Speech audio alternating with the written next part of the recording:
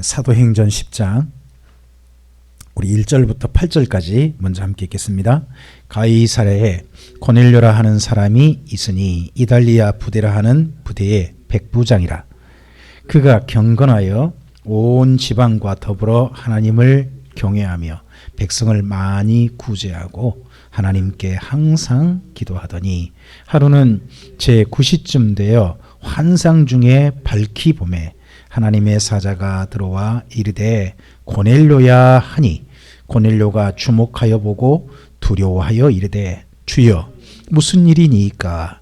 천사가 이르되 내 기도와 구제가 하나님 앞에 상달되어 기억하신 바가 되었으니 내가 지금 사람들을 요빠에 보내어 베드로라 하는 시몬을 청하라. 그는 무두장이 시몬의 집에 유숙하니 그 집은 해변에 있다 하더라.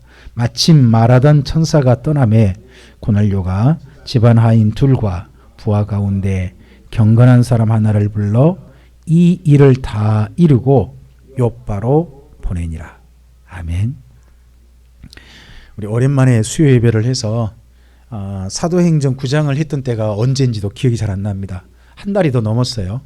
그래서 말씀을 이어가기가 좀 쉽지는 않은 것 같습니다. 근데 사도행전을 읽으실 때, 살펴가실 때 꼭 키워드처럼 생각하실 말씀이 하나 있습니다. 그게 뭐냐 그러면 사도행전 1장 8절입니다. 오직 성령이 너희에게 마시면 너희가 권능을 받고 예루살렘과 온 유대와 사마리아와 땅끝까지 이르러 내 증인이 되리라는 말씀이 있죠. 사도행전은 다르게 말하면 교회행전입니다. 근데 교회가 어떻게 탄생됩니까? 성령이 임하심으로 탄생된 겁니다. 그래서 가장 첫 번째 탄생된 교회가 예루살렘 교회였습니다. 예루살렘 교회는 이방인이 한 사람도 없어요. 유대인만으로 구성된 교회입니다. 그래서 예루살렘과 온 유대 그러면 순수 유대인이 됩니다. 그래서 맨 처음에 유대인들이 모여진 교회가 이루어졌습니다. 근데 그 교회가 성령의 도우심 가운데서 진행되다가 한 사람이 뜻밖의 교회에 핍박자가 등장하죠. 사울이라는 사람이 등장해서 예루살렘 교회가 그만 흩어지게 됩니다. 흩어진 교회가 그냥 흩어지는 게 아니라 사마리아 지역에 가서 복음을 전도하게 됩니다. 그게 사도행전 8장과 9장입니다. 그러니까 사도행전 1장부터 7장까지는 예루살렘과 온 유대 이야기고, 그리고 8장과 9장은 사마리아 이야기로 생각하시면 됩니다. 사마리아 전도. 사마리아 증인된 겁니다. 대표적인 사람이 두 사람이 있어요. 한 사람은 전도자 빌립입니다. 사마리아 전도의 대표자가 전도자 빌립입니다. 또 한 사람이 전도자 빌립이 열심히 전도하니까 뒤에 와서 전체를 안정시키고 교회를 든든하게 세웠던 분이 베드로입니다. 그래서 8장과 9장에서 사역의 중심하신 분은 빌립과 베드로라는 것을 기억하시고 보셔야 됩니다. 자, 그럴 때 빌립이란 분을 성령님께서 그가 사마리아 지역에서 열심히 전도하고 있는데 그 사람을 갑자기 유대 광야로 보내시죠.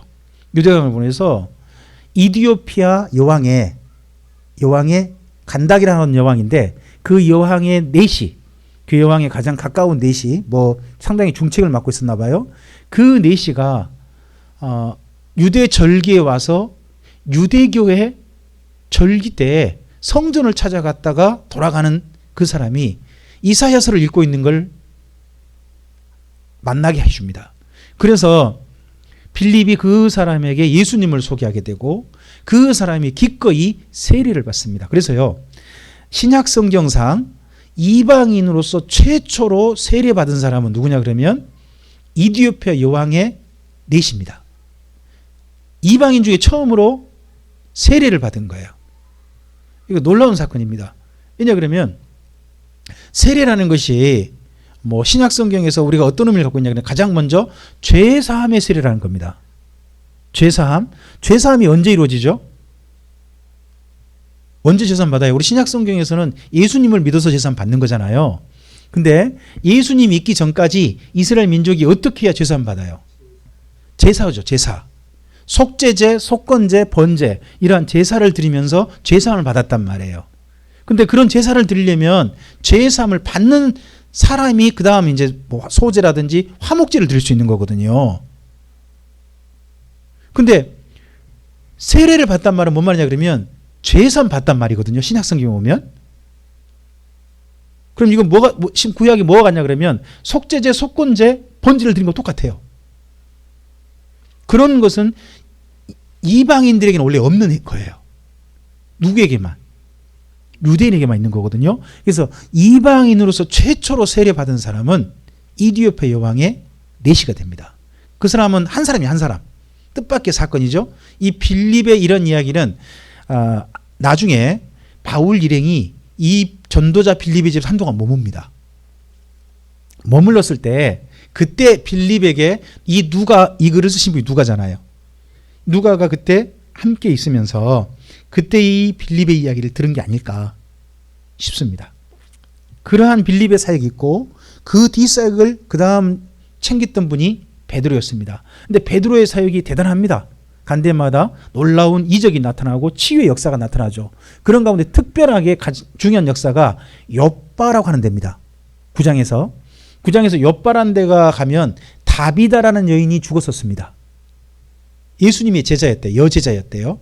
근데 그 다비다라는 여인이 죽어서 장례 이런 것 부탁 때문에 베드로를 청했던 것 같습니다. 근데 뜻밖의 하나님이 놀라운 이적을 베푸시죠. 베드로를 통해서 그게 다비다가 다시 살아나는 겁니다. 이런 걸 보고 부활이라고 그러진 않습니다. 이런 걸 보고 소생이라고 그럽니다. 우리나라 말은 정확히 차이점이 있으니까 다시 죽었다가 다시 산 사람 보고 부활이라고 그러면 안 됩니다. 우리나라는 소생. 부활은 뭐죠? 아니요. 영원히 사는 몸으로 사는 거. 부활은 다르게 생각하셔야 됩니다. 영원히 사는 거예요. 영원히 사는 거. 소생은 다시 살았다가 죽죠. 언젠가. 죽잖아요. 그러니까 4일 만에 다시 살아난 나사로 같은 경우 나중에 다시 죽었겠죠. 다 죽는 것은 뭐라고 한다고요? 소생이고요. 이제 언젠가는 예수님이 재림하실 때 무덤에 있던 사람 다시 일어나겠죠. 다시 사는 거잖아요. 뭐 이때 그 당시에 살아있는 사람은 변화될 것이고 그런 사람들을 다시 산 사람들은 부활이라고 한단 말이에요. 그 부활은 영원히 사는 거죠. 그래서 부활의 첫 열매는 누구시죠? 죽었다가 다시 살아나서 영원히 사는 분이 된 분. 예수님이죠. 그래서 예수님을 가리켜서 부활의 첫 열매라 그러는 거죠. 어쨌든지 다비다가 소생을 했어요. 이 때문에 이 욥바에서 큰 정말 놀라운 일이 되어지고 많은 사람들이 예수님 믿고 해서 베드로가 한동안 그곳에 머물게 됩니다. 그 욥바에서 머물고 있는 동안 욥바에서 가까운 데에 있는 이 가이사라의 이야기가 10장에서 이어집니다. 자, 지금 이걸 기억하셔야 됩니다. 사도행전 읽을 때는 어디 말씀을 생각하시고 읽으시라? 사도행전 1장 8절. 지금 예루살렘과 온 유대와 사마리아 지금 왔잖아요. 근데 갑자기 한 사람, 이방인 한 사람이 세례받았어요. 누구? 이디오피아 내시 받았잖아요. 그리고 나서 10장 이야기란 말이에요. 10장에 가면 이방인이 나와요. 10장에 나온 이방인. 이방인과의 사도의 정식 만남이 10장에서 이루어진 사건이라 그래서 굉장히 중요한 사건이란 말이에요. 쉽게 말하면 땅끝 전도의 시작인 거예요, 이제. 땅끝 전도의 시작이 여기서부터니까. 그러니까 사도행 1장 8절에 말한 땅끝이 여긴 거죠. 우린 땅끝 그러면 어디 같으세요? 자, 지구의 땅끝 그러면 어디가 떠오르세요? 지구의 땅끝. 그러면 극동계 가지고 대한민국 뭐 그런 사람도 있고 뭐 예루살렘 있어요. 예루살렘에서 출발해서 땅끝으로 간다면 어디겠어요? 예루살렘이죠. 예루살렘 출발해 긴축시 뺑 돌아가니까 그래가지고 백투더 예루살렘 이런 말이 나왔단 말이에요. 그건 지리 개념 본 거고요. 땅끝은 뭐냐 그러면 이방인이에요. 이방인. 그러니까 이방인 전도의 시작이 지금 되고 있는 장면이 어디냐 그러면 여기 사도행전 10장이란 말이죠. 땅끝 전도의 시작. 굉장히 중요한 장이에요. 자, 그 중에서 첫 번째, 그 중요한 전도의 시작으로 이디오피아 내시 한 사람을 등장시켰고 10장에서는 가이사라의 고넬료라고 하는 로마에서 파송한 백부장, 이 사람을 통해서 시작합니다. 그 사람은 이름도 고넬료고요. 그리고 그가 이끄는 부대 이름이 이달리아 부대예요. 이탈리아 부대. 그 로마로 가는 도시가 있는 그 큰 반도를 이탈리아라고 하잖아요. 이탈리아. 그러면 이 100명이 되는 군대 이름도 이달리아라고 붙은 이름이니까 굉장히 좀 명망 있는 부대일 거고 그런 이름을 쓴다면 뿐만 아니라 제가 여러분께 그 카카오톡에 올려드린 파일에도 말씀드렸습니다만 고넬료라는 사람이 대단한 거예요. 코넬리우스라고 하는 가문은요, 그 인터넷상에 검색해도 가능할 거예요. 로마에서 대단한 명문이었대요. 이 명문 가문에 유명한 일화가 있다는 거죠. 저도 잘은 모릅니다만은 그 명문 가문에 세상에 종들이 노예가 1만 명이 넘는데요. 그럼 1만 명이 넘는 사람을 노예로 부리고 있는 집이면 얼마나 크겠어요? 얼마나 위세가 대단하겠어요? 근데 그 집이 더 놀라운 게 뭐냐? 그런 그 코넬리우스 가문이 그 1만 명 넘는 노예들을 전부 다 해방시켰다는 거 아니에요?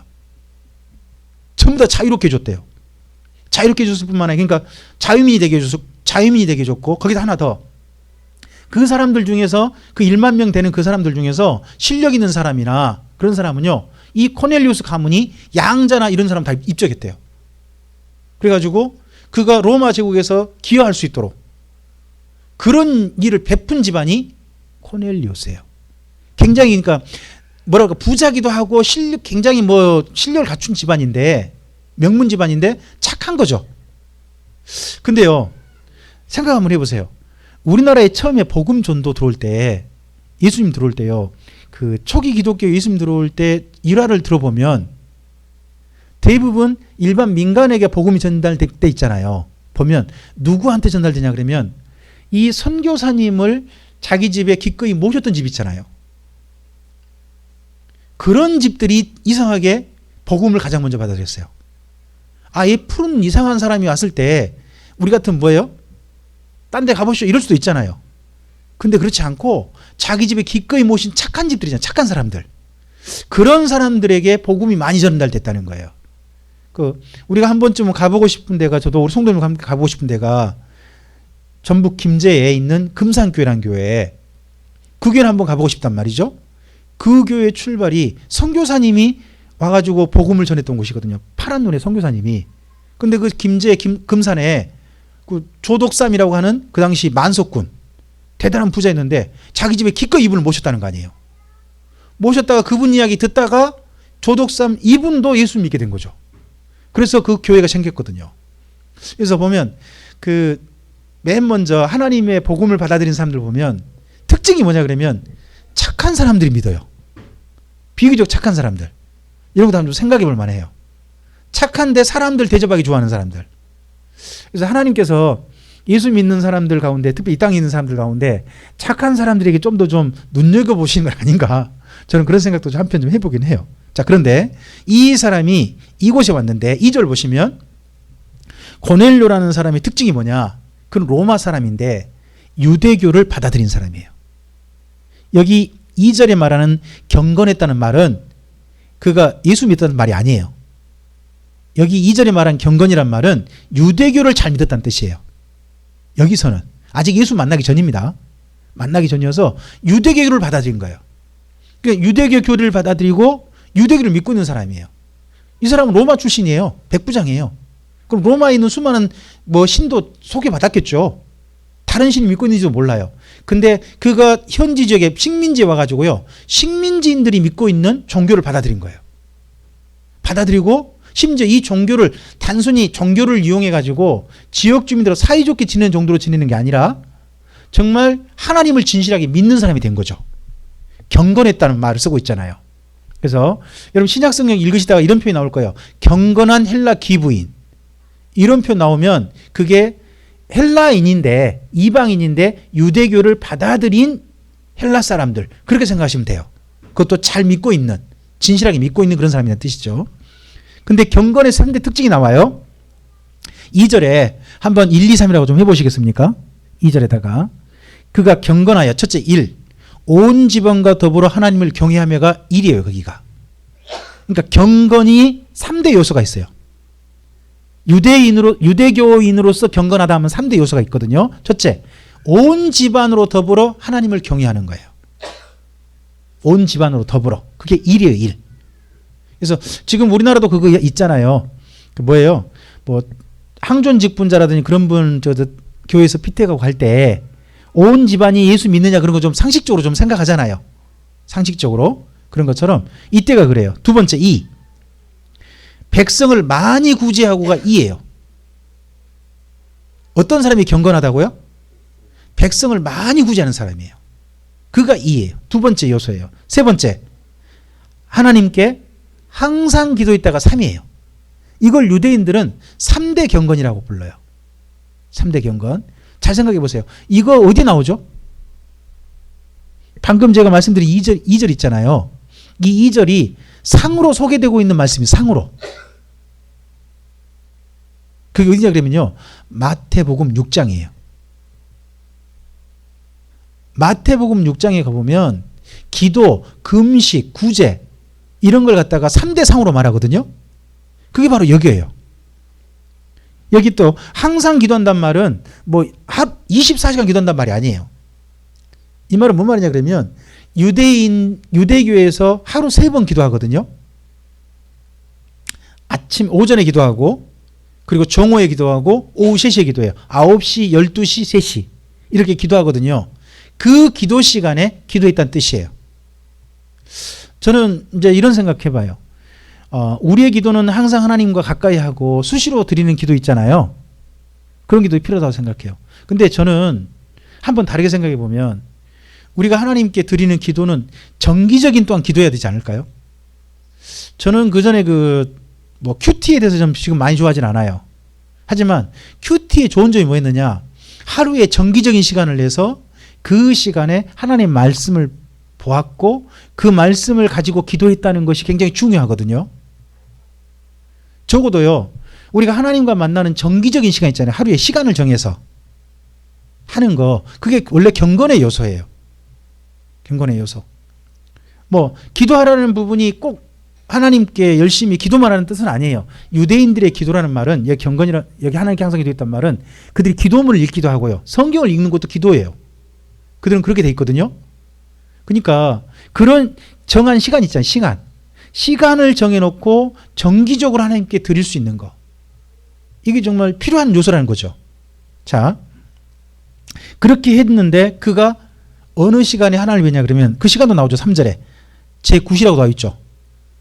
9시에다가 여기 성경에 나오는 이스라엘 민족의 시간 나오면 더하기 6을 하시면 돼요. 더하기 6. 그럼 몇 시예요? 15시잖아요. 15시니까 오후 3시. 예, 그래서 오후 3시 기도 시간이에요. 3시 기도 시간에 기도하다가 하나님의 함성을 들었다는 거예요. 이제 천사를 만났죠. 천사가 만나고 그 천사가 고넬료에게 누구를 소개해주는? 옆바에 누가 있다? 베드로가 있다. 그러니까 베드로를 찾아가라 그래요. 자, 그러자 베드로가 이 베드로를 찾아가는 고넬료의 방법을 잘 보셔야 돼요. 7절 봐보세요. 마침 말하던 천사가 떠나매 고넬료가 집안 하인 몇 명? 둘과 부하 가운데 경건한 사람 하나를 불러 이 일을 다 이루고 옆바로 보냈대요. 그러면 여기 하인 둘과 부하 가운데 한 사람은요, 민족이 달라요. 자, 이게 좀 이해하셔야 될 게 유대인들은요, 이방인들과 서로 얼굴로 대하려고 하지 않아요. 만나려고 하지 않아요. 왜냐하면 이방인들을 만나면 자기가 부정해진대요. 그렇기 때문에 이방인들은 만나려고 하지 않고 유대인만 만나려고 해요. 그러면 여기 그 집안 하인 둘이 있잖아요. 2명은 유대인일 거예요. 유대인일 거고 이 둘을 경호하는 사람이 있죠. 이제 전에 이제 예전에는 오가는 길에 산적이 있을 수도 있고 뜻밖의 사고를 당할 수도 있잖아요. 그럼 이들을 지켜줄 만한 사람이 필요할 거 아니에요. 그런 사람으로서 부하 한 명은 로마 사람일 거예요. 그렇게 해서 이들을 보냅니다. 보냈을 때 베드로가 이런 뜻밖의 또 만남을 준비하죠. 9절 이하 우리 한번 읽어보겠습니다. 9절부터 20절까지 23절까지 읽겠습니다. 이튿날 그들이 길을 가다가 그 성에 가까이 갔을 그때에 베드로가 기도하려고 지붕에 올라가니 그 시각은 제6시더라. 하루가 걸린 것 같죠? 이튿날이라는 거 보니까 하루. 계속요. 그가 시장하여 먹고자 하매 사람들이 준비할 때에 황홀한 중에 하늘이 열리며 한 그릇이 내려오는 것을 보니 큰 보자기 같고 네 귀를 메어 땅에 들이웠더라. 그 안에는 땅에 있는 각종 네 발 가진 짐승과 기는 것과 공중에 나는 것들이 있더라. 또 소리가 있으되 베드로야 일어나 잡아먹으라 하거늘 베드로가 이르되 주여 그럴 수 없나이다. 속되고 깨끗하지 아니한 것을 내가 결코 먹지 아니하였나이다 한데 또 두 번째 소리가 있으되 하나님께서 깨끗하게 하신 것을 내가 속되다 하지 말라 하더라. 이런 일이 3번 있은 후 그 그릇이 곧 하늘로 올려져 가니라. 우리가 잘 아는 환상이죠. 계속 그 다음 읽겠습니다. 베드로가 본 바 환상이 무슨 뜻인지 속으로 의아해 하더니 마침 고넬료가 보낸 사람들이 시몬의 집을 찾아 문 밖에 서서 불러 묻되 베드로라 하는 시몬이 여기 유숙하느냐 하거늘 베드로가 그 환상에 대하여 생각할 때에 성령께서 그에게 말씀하시되 두 사람이 너를 찾으니 일어나 내려가 의심하지 말고 함께 가라. 내가 그들을 보내었느니라 하시니 베드로가 내려가 그 사람들을 보고 이르되 내가 곧 너희가 찾는 사람인데 너희가 무슨 일로 왔느냐. 그들이 대답하되 백부장 고넬료는 의인이요 하나님을 경외하는 사람이라. 유대 온 족속이 칭찬하더니 그가 거룩한 천사의 지시를 받아 당신을 그 집으로 청하여 말을 들으려 하느니라 한데 베드로가 불러들여 유숙하게 하니라. 이 집에 하룻밤 머문 갔죠. 머물고 잠깐 좀 쉬었다가 그 다음날 출발하는 걸로. 그러니까 하루 종일 뭐 밤을 새서 왔으니까 그 다음날 조금 좀 쉬었다가 가는 걸로 해서 이렇게 합니다. 근데 이 환상은 우리가 굉장히 많이 들었습니다. 베드로가 본 환상이라 그래가지고 이거 먹어라. 아 이건 저는 이거 안 먹었는데요. 그래도 먹어라. 내가 깨끗하다. 네가 못 먹는다 그러냐. 해서 이걸 가지고 많은 분들이 오해하는 게 이제 하나님이 베드로에게 뭐든지 먹으라 그랬다. 그러니까 우리가 먹는 거 가리면 된다 안 된다. 먹는 거 가리면 안 된다라는 쪽으로 이걸 가지고 많이 이야기들을 하셨단 말이에요. 베드로도 그런 환상 보고 의아했대요. 이게 뭔 뜻이요? 베드로가 이전에요. 여기에 이를 때까지 먹은 음식은 전부 다 하나님께서 거룩하다고 하는 정결하다고 하는 음식이었지 뭐 베드로가 돼지고기를 먹었다든지 개고기를 먹었다든지 장어를 먹거나 그러진 않았어요. 그런 건 아니에요. 그리고 유대인들은 지금도 가보면요. 거기 갈릴리 그 호수 있잖아요. 거기에 조개가 어마어마하게 크대요. 그 갈릴리 호수에 들어가 보면 거기가 발에 밟히는 게 큰 돌멩이 같은 게 밟히는데 돌멩이가 아니라 사실은 조개인 경우가 많대요. 그 조개들은 유대인들은 안 먹는다는 거죠. 왜요? 하나님이 먹으란 게 아니란 거예요. 그러니까 베드로가 그물질 했잖아요.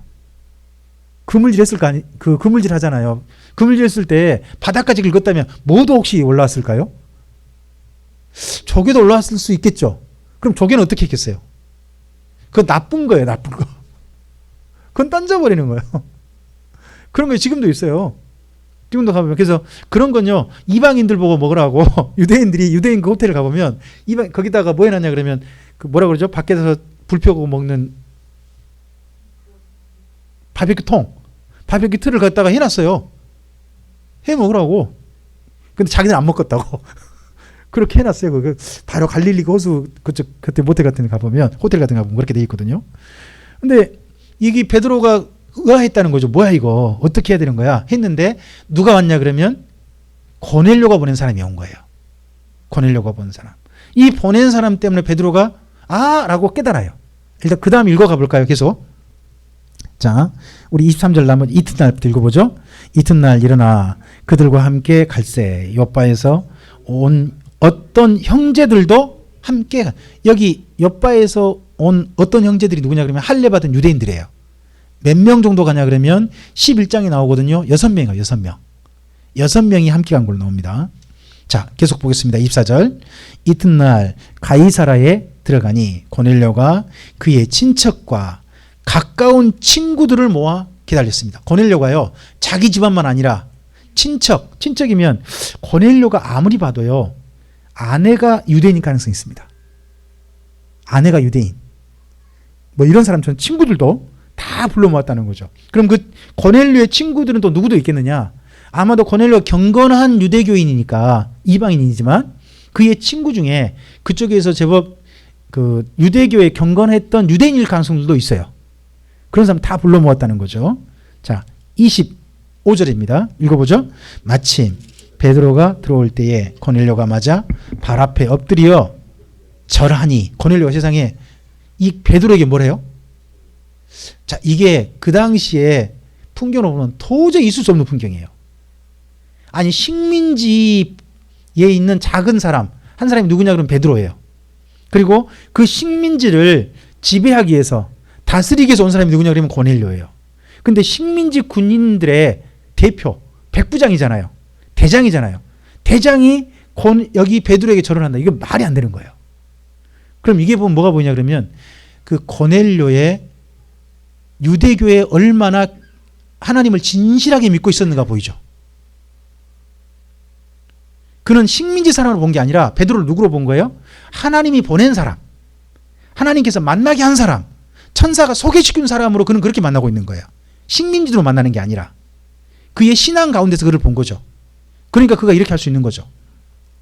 자, 그랬을 때 계속 읽어보죠. 26절. 베드로가 일으켜 이르되 일어서라 나도 사람이라 하고 더불어 말하며 들어가 여러 사람이 모인 것을 보고, 그 다음요, 이르되 유대인으로서 이방인과 교제하며 가까이 하는 것이 이 법인 줄은 너희도 알고냐. 그럼 여기까지 보면 그 모인 사람 대부분이 누구란 이야기예요? 이방인들. 유대인이 아니란 이야기예요. 유대인이 아니고, 심지어 여기 28절 잘 기억해 놓으셔야 돼요. 유대인으로서 이방인과 교제하며 가까이 하는 것이 뭐라고요? 죄를 짓는 거래요. 위법. 법에 어긋난다는 거잖아요. 죄를 짓는 거래요. 이게 유대인이 굉장히 중요한 법이에요. 여기까지, 그럼 그 법을 누구도 지금 여기까지 지키고 있는 거죠? 베드로도 여기까지 지키고 있었어요. 있었는데 그 다음 읽어보죠. 하나님께서 내게 지시하사 아무도 속되다 하거나 깨끗하지 않다 하지 말라 하시기로 부름을 사용하지 않고 왔노라 묻노니 무슨 일로 나를 불렀느냐. 자, 거기 28절 뒤에 후반부에 하나님께서 내게 지시하사 아무도 속되다 하거나 깨끗하지 않다 하지 말라. 하나님 이거 언제 하신 말씀이죠? 베드로에게? 그 보자기 환상 때. 보자기 환상 때 이걸 먹어야 돼요. 막 이걸 어떻게 먹어요? 막 그랬을 때 그때 하신 이야기란 말이에요. 그러니까 그 보자기 환상을 베드로가 어떻게 깨달은 거예요? 먹거리 문제가 아니라는 거죠. 그러니까 부정한 음식을 먹는 것도 부정해지는 거예요. 먹지 말아야 음식을 먹는 것도 부정해진다고 그들은 생각을 해요. 근데 먹거리 문제가 아니라 이방인과 교제도 부정한 거거든요. 근데 하나님께서 보니까 고넬료 보는 사람 만나고 고넬료 만나보니까, 아, 이방인과 만남을 더 이상 부정한 걸로 여기면 된다 안 된다. 그거 부정하게 여기지 마라. 이방인과 기꺼이 만나라. 너희 절대 부정해지지 않는다. 나는 심지어 이렇게 생각해 보면 되죠. 하나님께서 이방인도 깨끗하게 하신다. 유대인만 정결하게 하신 게 아니라 누구도, 이방인도 깨끗하게 하신다. 그러니까 이방인과 기꺼이 만나라 하는 이야기로 알아들었다는 거죠, 이분은. 그러면 거기 28절 이 부분을 음식 문제로 연결할 수 있나요? 음식 문제 아니잖아요. 이건 유대인과 이방인의 교제 문제예요. 교제 문제. 이런 부분인 걸 이제 이해하시고 보셔야 돼요. 자, 그랬을 때 30절입니다. 계속 보죠. 고넬료가 이르되 내가 나흘 전 이맘때까지 내 집에서 제9시 기도를 하는데 갑자기 한 사람이 빛난 옷을 입고 내 앞에 서서 말하되 고넬료야, 하나님이 내 기도를 들으시고 내 구제를 기억하셨으니 사람을 요바에 보내어 베드로라 하는 시몬을 청하라. 그가 바닷가 무두장이 시몬의 집에 유숙하느니라 하시기로 내가 곧 당신에게 사람을 보냈는데 오셨으니 잘하였나이다. 이제 우리는 주께서 당신에게 명하신 모든 것을 듣고자 하여 다 하나님 앞에 있나이다. 자, 이게 고넬료의 신앙이죠. 고넬료가요, 이제 이럴 수 있잖아요. 그 백부장이니까 식민지 사람 딱 불러갖고 나 당신한테 좋은 말 하면 듣고 싶으니까 오늘 좀 강연 좀 해. 예? 뭐 이런 식으로 할 수도 있잖아요. 그게 아니라 자기와 함께 있는 모든 사람들이 누구 앞에 있다고요? 하나님 앞에. 하나님 앞에 있다. 그리고 뿐만 아니라 무슨 이야기를 듣고 싶다? 주께서 베드로에게 명하신 이야기를 어느 정도 듣고 싶다? 다. 전부를 듣고 싶다. 이게 바로 여기 고넬료의 자세죠. 이런 말씀 듣는 자세인 사람들한테는 정말 말씀 전하고 싶죠. 자, 이런 사람 그러면서 그러자 베드로의 중요한 깨달음이 있어요. 저는 거기 34절 35절은 줄그셨으면 좋겠어요. 34절 35절은 함께 34절 35절만 읽어볼까요? 베드로가 입을 열어 말하되 내가 참으로 하나님은 사람을 뭘로 보지 아니하시고 외모로 보지 아니하시고 계속요. 각 나라 중 하나님을 경외하며 의를 행하는 사람은 다 받으시는 줄 뭐했다? 깨달았다.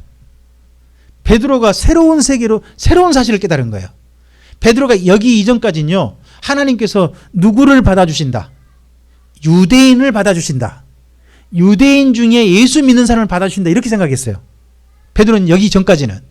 그런데 고넬료를 만나보면서 새로운 사실을 깨달은 거예요. 환상 가운데서 또 새로운 사실을 깨달은 거예요. 자기의 편견이 깨진 거죠. 자기가 옳다고 생각했던 사실이 사실 옳은 게 아니었어요. 하나님은 좀 더 그가 넓게 생각해 주길 원하셨는데 베드로가 그걸 깨달은 거죠. 그래서 첫째, 거기 34절에 하나님은 사람을 뭘로 보지 아니하신다. 여기 외모가 뭐죠? 그렇죠. 혈통. 유대인이냐 아니냐. 유대인만 받으신다. 그게 아니란 거죠. 그게 아니고 어느 나라 중에 유대인 중이 아니죠. 각 나라 중. 각 나라 중. 근데 이 두 가지 조건이 저는 진짜 중요하다고 생각을 해요. 하나님께서 우리를 택하셨다는 걸 어떻게 알아요? 사실 하나님이 나를 택하셨느냐는 하나님 앞에 가봐야 알아요.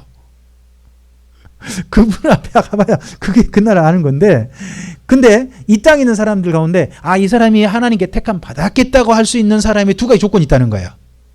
여기 베드로가 말한 두 가지 조건. 첫째, 35절에 하나님을 뭐하고? 이게 첫 번째 조건이에요. 그렇죠? 그 다음에 두 번째 뭐예요? 의를 행하는 거죠. 그러니까 이것은 뭐예요? 사람으로서 보이는 증거예요. 하나님께서 택하셨느냐 마셨느냐는 하나님 앞에 가봐야 확인돼요. 하지만 이 땅 가운데서 진짜 하나님의 택함 받은 사람이라는 사람으로서 확인할 수 있는 두 가지 증거가 있다는 거죠. 하나님을 진실하게 경외하느냐, 그리고 또 하나 뭐예요? 정말 의를 행하는 사람, 하나님이 말씀하신 의를 실천하고 사느냐, 이걸 가지고 그 사람을 나름 판단해 볼 수 있다는 겁니다. 자, 그런 사람을 몇 사람 받으신다고요? 골라서? 각 나라 중에 유대인만이 아니라 다 받으신다. 이게 바로 여기 사도행전의 중요한 생각이에요. 유대인만 구원받는 게 아니라 이방인도 다 구원받는다. 하나님께서 택하신 사람이면. 이 중요한 사실을 드디어 누가 깨달냐 그러면 사도가 깨달았다는 거죠. 이 사도에 깨닫게 하신 분이 누구실까요? 성령님이시라는 거죠. 자, 그 다음 계속 읽어볼까요? 36절부터는 이제 베드로의 설교가 됩니다. 우리 거기 43절까지 읽어보겠습니다. 만유의 주 되신 예수 그리스도로 말미암아 화평의 복음을 전하사 이스라엘 자손들에게 보내신 말씀. 자, 가장 먼저 말씀이 누구한테 보내졌다고요? 이스라엘 자손에게 보냈던 게 맞다니까요. 유대인에게 보내졌어요. 근데 계속요. 곧 요한이 그 세례를 반포한 후에 갈릴리에서 시작하여 온 유대에 두루 전파된 그것을 너희도 알거니와 하나님이 나사렛 예수에게 성령과 능력을 기름 붓듯 하셨음에 그가 두루 다니시며 선한 일을 행하시고 마귀에게 눌린 모든 사람을 고치셨으니 이는 하나님이 함께 하셨습니다. 자, 예수님께서 하신 일을 소개합니다. 이건요 고넬료도 알고 있었을 거예요. 예수란 분이 이런 분인 줄. 왜냐 그러면요 가이사라에서 가까운 데가 갈릴리예요. 갈릴리의 한 마을이 나사렛이거든요. 그러면 나사렛 예수의 소식은 누구도 알고 있을까요? 여기 당연히 그 로마 식민지 부대의 장군으로서 이런 소식들은 전부 다 첩보가 되는 거죠. 어느 정도 충분히 소문 들어서 알고 있는 내용일 거예요. 자, 계속요. 우리는 유대인의 땅과 예루살렘에서 그가 행하신 모든 일의 증인이라. 그들이 나무에 달아 죽였으나 하나님이 사흘 만에 다시 살리사 나타내시되 모든 백성에게 하신 것이 아니요 오직 미리 택하신 증인 곧 죽은 자 가운데서 부활하신 후 그를 모시고 음식을 먹은 우리에게 하신 것이라. 이 음식을 먹은 이걸 보고 우리는 성찬이라고 표현해요. 성찬. 예수님과 마지막 성찬 있잖아요. 그걸 말한 거죠. 자, 계속요.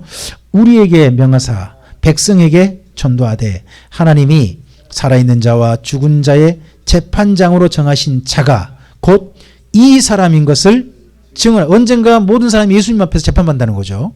자, 계속요. 그에 대하여 모든 선지자도 증언하되 그를 믿는 사람이 다 그의 이름을 힘입어 죄사함을 받는다 하였느니라. 여기에 다란 말이 중요해요. 다.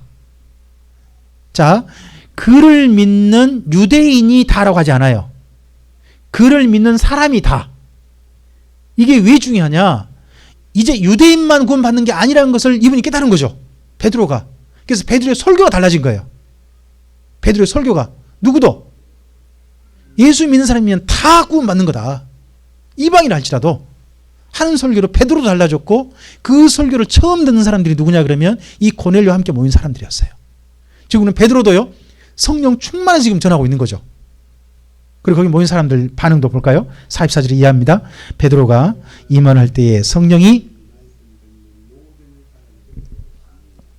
베드로와 함께 온 할례 받은 신자들이 이방인들에게도 성령 부어주심으로 말미암아 놀라니 이는 방언을 말하며 하나님 높임을 들음이로라. 이에 베드로가 이르되 이 사람들이 우리와 같이 성령을 받았으니 누가 능히 물로 세례 베품을 금하리요 하고 명하여 예수 그리스도의 이름으로 세례를 베풀라 하니라. 그들이 베드로에게 며칠 더 머물기를 청하니라. 이렇게 오늘 말씀이 마무리되고 있습니다. 자, 여기 44절 이하는 굉장히 중요합니다. 이방인 중에 처음으로 성령 받은 사람들이 나오는 거예요. 이방인 중에. 이 고넬료 사람들이 로마 사람들이잖아요. 그 사람들이 성령을 받았는데, 자, 성령이 어떤 가운데 받았어요? 말씀 듣는 가운데. 가령 우리는 성령 받는다 그러면 어떨 때 성령 받는다고 생각을 하세요? 기도한다든지 막 금식한다든지 어디 뭐 깊이 들어가서 혼자 하나님 앞에서 막 씨름한다든지 그렇게 할 때 받는다고 생각을 하잖아요. 그게 아니라 어떨 때 성령 받았다고요? 말씀 듣고 있을 때. 그럼 잘 생각 한번 해보세요. 오순절 성령 강림 했잖아요. 120명에게 성령께서 임하셨죠. 근데 그날 성령님께서는 120명에게만 임했나요? 그 세례받은 3,000명에게도 임하셨나요? 그날 세례받은 3,000명에도 임하신 거 아니에요? 그렇죠. 그럼 3,000명은 어떻게 성령 받은 거예요? 말씀을 들어서 성령 받은 거예요. 자, 여기 고넬료 사람들도 기도다 받은 거 아니에요? 뭐 하다가 성령 받았어요? 말씀을 들으면서 성령 받았어요. 그래서 말씀을 바르게 들으면, 말씀을 바르게 만나면 그가 성령님의 놀라운 임재를 경험할 수 있어요. 자, 뿐만 아니라 이 사람들이 성령을 받아서 어떤 일을 했어요? 거기 46절이죠. 방언을 말하며 하나님을 높였대요. 베드로가 이제 예수 믿는 사람이면 유대인만 아니라 다 죄사함 받습니다. 하나님 이 말씀을 듣고 난 다음에 정말 감격해서 감사합니다. 왜냐 그러면 이 사람들이 로마 사람들이지만 고넬료와 함께 유대교를 믿다 보니까 이방인들은 제사도 못 드려요. 그럼 이방인들은 뭐도 못 받냐면 유대교를 믿거나 말거나 제사도 못 받는 거예요. 그랬는데 여기 지금 예수님의 소식을 듣고 보니까 이들도 이방인이어도 기꺼이 하나님을 뵐 수 있다는 거예요. 하나님 만날 수 있다는 거죠. 제사 받을 수 있다는 거죠. 예수님을 통해서 다. 이런 놀라운 소식을 들으니까 이들이 하나님께 감격해서 찬미했던 모양이에요. 하나님을 높였대요. 근데 높일 때 그 말을 중간에 누가 번역해주고 뭐 통역해주는지 모르지만 그 사람들이 하나님을 높일 때 어느 나라 말로 하나님을 높였을까요? 어느 나라 말로? 로마 사람들 어떤 말 쓰죠? 로마 사람들이 쓰는 말이 뭐예요? 로마어가 뭐라 그래요? 요즘도 있는 언어인데 그걸 보고 라틴어라 그래요. 라틴어가 로마어예요. 로마 사람들의 언어예요. 그리고 헬라어가 있죠. 헬라어는 그리스어예요. 그리스어고 로마 사람들 원래 언어는 라틴어예요. 그럼 이 사람들이 원래 라틴어를 했거나 헬라어를 했을 거예요. 그랬는데 이런 사람들 하나님 자기들 말로 하나님 높였는데 누가 놀랬어요? 45절에 누가 놀랐어요? 베드로와 함께 왔던 유대인들이 놀란 거예요. 유대인들이 뭘 듣고? 방언을 하고 하나님 높임을 들었다는 거예요. 유대인들이 듣고. 그러면요, 이 말한 사람들은 어느 나라 말로 했는데, 라틴어라든지 헬라어로 했는데, 여기 지금 베드로와 함께 간 사람들한테는 어느 나라 말로 들렸을까요? 히브리어나 그쪽 유대인들이 많이 쓰는 언어가 아람어라는 단어거든요. 이쪽 말로 들려버린 거죠. 이게 어느 때 현상이었죠? 이게 오순절 성령 강림 때 현상이었어요. 오순절 성령 강림 때. 그러니까 베드로가 뭐라고 말을 해요? 47절에 베드로가 하는 말이, 이 사람들이 우리와 같이 성령 받았다는 거죠. 자기들이 맨 처음 성령 받을 때가 오순절 성령 강림 사건 있잖아요. 그런 사건이 지금 똑같이 누구 집에도 나타났다. 이 고넬료의 집에 나타났다는 거죠.